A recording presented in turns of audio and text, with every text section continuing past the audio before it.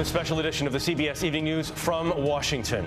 America remembers its 41st president, and George H.W. Bush's closest friends reflect on his final days. Bob Schieffer on the candidate, answering critics who thought he wasn't tough enough, and the father who helped his son through one of the country's darkest hours. All that and more, beginning with the headlines in 60 seconds. Tributes and condolences from around the country and around the world are pouring in following the death of George H.W. Bush. A life of quality, a life of honor, a life of honesty. Perhaps the most modest man ever to hold the presidency. A man who, in every one of his decisions, put country above himself. We're also learning more about the former president's final moments. The last words the 41st president of the United States ever said were to the 43rd president when he said, "I love you." Really close to this. Nearly 24 tornadoes hitting the state of Illinois this weekend. It actually put chills up my spine. Chaos erupting in Paris. Protesters angry over rising taxes and the high cost of living. More than 100 people were injured and more than 400 arrested. Kareem Hunt speaking out for the first time since video surfaced of a violent encounter with a woman in February. I just want to let the world know how sorry I am for my actions. And today, the NFL stood still as players and fans paid their respects to former President Bush. Our nation lost an American hero and patriot. Good evening, I'm Jeff Glor, and we are reporting tonight from Washington, where preparations are underway to honor former President George H.W. Bush, a man who played a role in so many of the most important events of the 20th century, from World War II to the collapse of the Soviet Union. He died late Friday at 94. Today, a presidential plane, often used as Air Force One, arrived in Houston to bring Mr. Bush to Washington, where he will lie in state beginning tomorrow. A state funeral will be held on Wednesday. In Kennebunkport, Maine, neighbors placed flowers outside the Bush family summer home. In Houston, a passerby spent a quiet moment at a statue of the 41st president. A portrait of Mr. Bush took up the front page of the Houston Chronicle today. Houston was his adopted hometown. Bianna Golodriga begins our coverage from there. One day after the passing of the nation's 41st president, flags flew at half-staff. From Sacramento, California to Sioux Falls, South Dakota, to Kennebunkport, Maine, where Mr. Bush spent his summers. Makeshift memorials, like one near the family's coastal compound at Walker's Point, grew all day. He was a great president, great human being, which probably is why he was in politics so long. He was just a good guy. Today, lawmakers of all political persuasions remembered Mr. Bush as a devoted career public servant, a decent man who put the interests of the country ahead of self. Democrat and former Vice President Joe Biden had this to say. Never, never, never was it about him. It was always about somebody else. Fellow Texan James Baker, once the president's Secretary of State, but also among his closest friends, was with the president in his final hours. He looked up at me, opened both eyes, looked at me and said, "Jim, where are we going?" I said, "Well, Heffy, we're going to heaven." He said, "That's where I want to go." In Houston, Neil Bush, the former president's fourth of 6 children, reflected on his father's life, finding comfort in his belief that his parents would soon be reunited. I want people to remember him for his kindness, for his love, he leaned into everything he did with love. Jenna Bush Hager wrote on Instagram of a recent conversation with her grandfather in which they discussed the afterlife. "I used to worry about death," she said he told her. "But now, in some ways, I look forward to it." There's some incredible moments. The president's pastor for more than a decade, the Reverend Dr. Russell Levinson Jr., rector of St. Martin's Episcopal Church, was among those with the former president when he died. Can you talk about that moment Friday night? He left this life for the next, and it is the way I think all of us would want to leave this life, surrounded by the ones you love, completely at peace and ready for what follows. Incidentally, Reverend Levinson was also with First Lady Barbara Bush the moment she died back in April of this year. As for what happens next, the president's body will be flown tomorrow on a government 747 to Washington, D.C., where he will lie in state at the U.S. Capitol Rotunda through Wednesday. He will then be flown back here to St. Martin's Church Thursday for a private funeral service, and then finally buried in College Station alongside his beloved wife, Barbara. Jeff? Oh, okay, Bianna, thank you very much. And CBS News will have live coverage as former President Bush's body is flown to Washington tomorrow for a public viewing at the U.S. Capitol. Our coverage begins with CBS This Morning. After the Bush family moved to Texas in 1948, eventually settling in Houston in 1959, a remarkable bond developed. Today, the city's largest airport is named after the former president. A library is named after his wife, Barbara. A dog park after their pooch, Millie. Here's Omar Villafranca.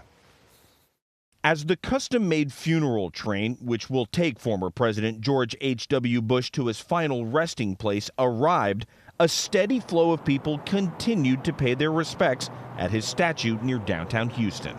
Outside Mr. Bush's home, flags and flowers draped the entrance. Tiffany Utterson and her family were friends with the first family and laid a wreath to honor him. Really great people, gone out of their way for us personally, our family, as well as the community. So we felt like it was a good thing to come, pay our respects.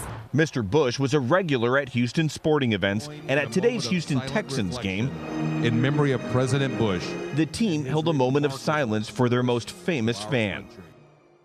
Mr. Bush wasn't born in Texas, but he moved to the Lone Star State in the late 40s. First to West Texas before settling in Houston. He returned here after his presidency and became part of the fabric of the community. For those of us in Houston, he wasn't just a president, he was our neighbor. Houston Mayor Sylvester Turner keeps a picture of himself with the first family on his desk.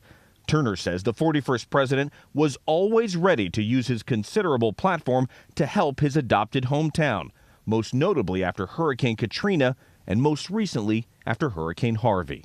He embraced the city, and the city has embraced him back. The city of Houston plans to honor the late president with a tribute concert tomorrow. And since the president was known to wear colorful socks, they're asking people to bring a pair to donate to the needy. Jeff? That's pretty good. All right, Omar, thank you very much. President Trump has offered kind words for former President Bush, in sharp contrast to some past comments about the Bush family. Weijia Jiang is at the White House with more on this. He's a terrific guy, and he'll be missed. President Trump this weekend praised former President George H.W. Bush and ordered the U.S. flag outside the White House be lowered for 30 days, putting aside the contentious relationship between him and the Bush family. In July, the president mocked Mr. Bush's famous phrase, 1,000 points of light, that celebrated American progress. 1,000 points of light. What did that mean? And he frequently attacked political rival Jeb Bush during the 2016 campaign. Poor Jeb Bush. I mean, this poor guy with this low energy. But Mr. Trump says he spoke with both Jeb and former President George W. Bush after their father's passing. We discussed actually for quite some time the father and how much they loved him and how much that he loved them. President Trump plans to attend President Bush's state funeral at the National Cathedral on Wednesday, after his body is transported from Houston to Washington tomorrow. We'll be sending Air Force One, which is a special tribute that he deserves very much, and it's my honor. In August, the president was criticized for how he handled Republican Senator John McCain's death, including refusing to acknowledge his military service. This week, President Trump declared Wednesday would be a national day of mourning, and he signed an executive order directing federal departments and agencies to close on that day as a mark of respect for President Bush. Jeff? Weijia, thank you. Bob Schieffer covered President Bush's runs for president in 1980 and 88 and remembers him as one of the most experienced men to pursue the White House. As a Navy pilot, he was shot down in combat during World War II, founded a successful business, had 6 kids, was a congressman, ambassador to the UN, head of the CIA, and our first envoy to China. And in 1980, he was ready to go for the big prize, the presidency. He got off to a great start. He won the Iowa caucuses. I interviewed him the morning after, and frankly, I couldn't figure out what he was talking about. We will have forward Big Mo on our side, as they say in athletics. Big Mo? Yeah. Mo momentum. Unfortunately for Bush, Ronald Reagan reorganized his campaign, and Bush's Big Mo became Little Mo as Reagan won the nomination. In a move that surprised everyone, he chose Bush as his running mate. Bush ran for president when Ronald Reagan left office, but his campaign got off to a terrible start. George Bush was a nice man, the kind who wrote thank you notes, but some mistook niceness for weakness. The question, "Are you tough enough?" was asked repeatedly.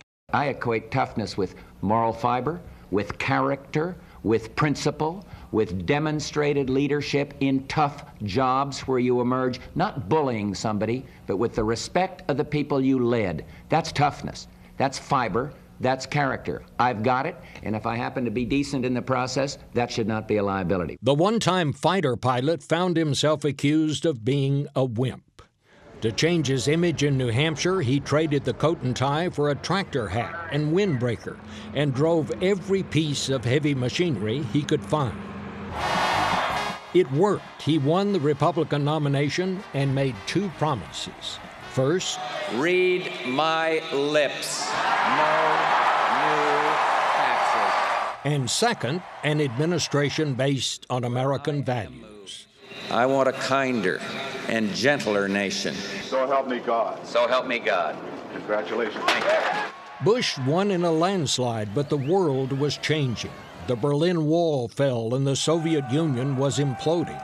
But Bush put the damper on belligerence and bragging and kept the situations cool. When Saddam Hussein invaded Kuwait, Bush put together a remarkable multi-nation coalition that drove him back to his own borders. But as the nation's deficit ballooned, he raised taxes, which he had promised never to do. The economy did get better, but many Republicans never forgave him, and he lost his re-election bid. In time, he would see sons George and Jeb elected to governorships, and George as our 43rd president. Do you think you would have been president had it not been for him? Well, I wouldn't have been born had it not been for him. There you go. There's that humor. Bob Schieffer is here now along with Susan Page, Washington bureau chief for USA Today and author of The Matriarch, Barbara Bush, and the Making of an American Dynasty. Welcome to both of you. Bob, first I want to talk about President Bush's role in the fall of communism, because you talk about it in that piece. Reagan got the raise for saying, Mr. Gorbachev, tear down this wall, but Mr. Bush played a huge role. Well, it all actually happened on George Bush's watch. And people were saying, you know, you should get out there and talk about how we whooped the communists and all that kind of stuff. And he said, no, we need to, this is, when the Berlin Wall fell, he said, this is a moment for Germany. He said, this is not a place where I should be right now. And because he was able to do that, to keep the damper down and keep this situation calm, we were able to deal with Gorbachev after that. You don't want to forget that, you know, Great Britain and France were not all that keen about reuniting Germany, but his hand slowly and carefully made it possible for that to happen, and it had to happen. The moral fiber, Susan, that everyone's talked about here clearly affected his friendships and but also his policy, not just foreign, but domestic. You know, the attitude he brought to dealing with people, with reporters and with waiters and with sports stars, all the handwritten notes that people have talked about in the last few days, that is the same attitude he took to dealing with foreign leaders. And one of the things that he told his aides was he didn't want to have his first call to a foreign leader be one where it's a crisis or where he needed to ask for something. He wanted to have a relationship with that person beforehand, which is one reason he's had a practice of making calls to foreign leaders just to say, how you doing? How can I help? He had the other guy in mind. He wanted the other guy to feel like he or she could win in a way that also let the United States benefit. Remarkable that somebody has a book of thank you notes, you know, right? And instead of writing an actual book about themselves, as Bob, we talked about last night. I mean, that was just the modesty. Yeah, I mean, it's hard not to go in a house here in Washington, especially if they're Republicans, where you don't find a framed thank you note from George Bush. I mean, he really did this, and he had many, many friends.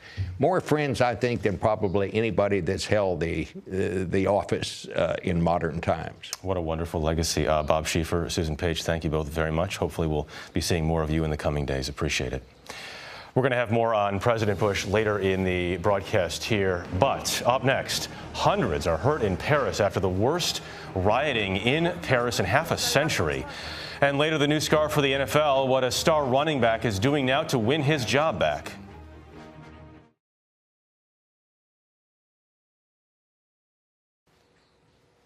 Parts of Paris have become a battle zone after violent street protests. French President Emmanuel Macron has ordered his prime minister to begin holding talks with the demonstrators and has not ruled out declaring a state of emergency. Jonathan Vigliotti is covering this. Protesters torched cars, vandalized buildings, and clashed with police this weekend in the worst riots to hit France's capital in over a decade. Even tear gas and water cannons struggled to disperse the angry crowd. More than 400 people were arrested and 133 people, including 23 police officers, injured. Parts of Paris this morning looked like a war zone. President Emmanuel Macron toured the damage, including this graffiti on the Arc de Triomphe, calling on him to resign. The so-called Yellow Vest protests, named after the safety vests worn by demonstrators, began 3 weeks ago. They were fueled by an increase in gasoline tax, but have grown into a fierce fight against declining living standards. Authorities are accusing extreme political groups of hijacking these protests. President Macron must now try and prevent these demonstrations from entering a fourth week. Jeff? Jonathan, thank you very much. Still ahead here tonight, tornadoes slice through the central U.S.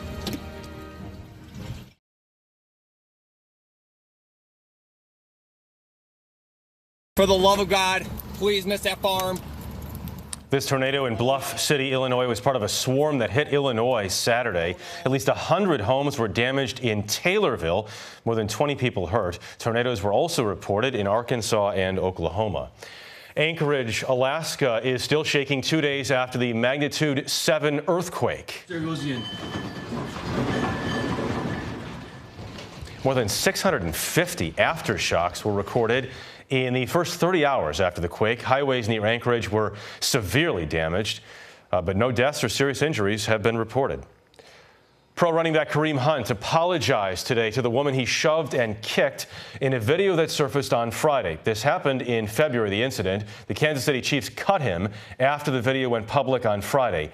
In an interview with ESPN, Hunt said the woman did not deserve it.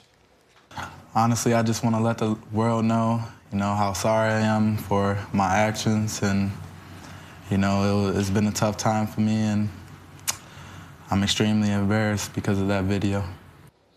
Hunt has not been charged. The NFL said today its investigators want to speak with Hunt and the woman in the video.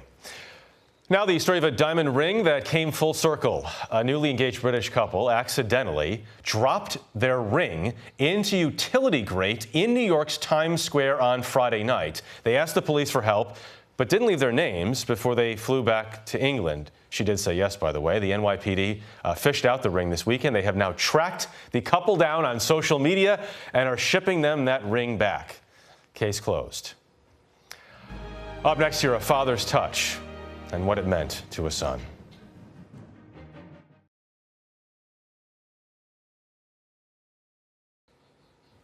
We end tonight with a moment the 41st and 43rd presidents, father and son, shared in one of America's darkest hours. Norah O'Donnell has the story for 60 Minutes. The love of the father was never more important to the son than in the days after September 11th, 2001. On Tuesday, our country was attacked with deliberate and massive cruelty. 9/11. Yeah. You speaking at the National Cathedral and your parents there. Yeah. That was a hard speech to give, for starters. The country was very emotional. The National Cathedral was full. To the children and parents and spouses and families and friends of the lost, we offer the deepest sympathy of the nation. And I knew not to look down there to see Lauren, mother and dad. The emotions were unbelievably high. And man, I was like, I better focus on this baby, because there's nothing worse than a blubbering president. And so I got through the speech, and I sat down in the pew there, and I felt his hand. It was my dad. It was very, very comforting. It was just a beautiful gesture. And it was captured on film, and so I'm able to kind of reminisce about that moment. And the emotions of it are still with me. And three former presidents, George W. Bush, Bill Clinton, and Barack Obama, remember President George H.W. Bush tonight on 60 Minutes.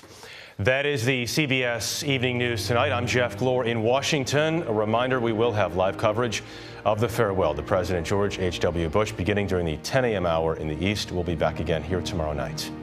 Good night.